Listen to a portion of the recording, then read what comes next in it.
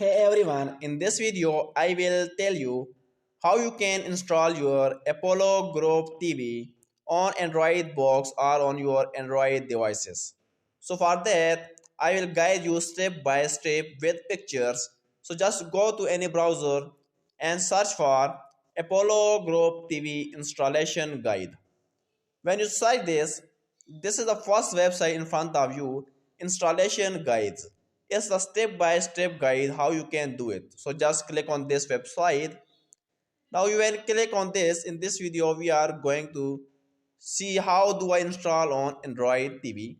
So here you can see an option called how do I install on Android TV device. So click on this one. When you click on this, scroll down a little bit and here you will see an option called follow the guide here. Just click on this Android box guide. When you click on this, now here it is step by step guide with pictures how you can install Apollo Group TV on Android box or Android devices. So just this is the first step you can see with picture, it's showing you the second step, the third step, the fourth, the fifth, and with pictures you can see all the steps.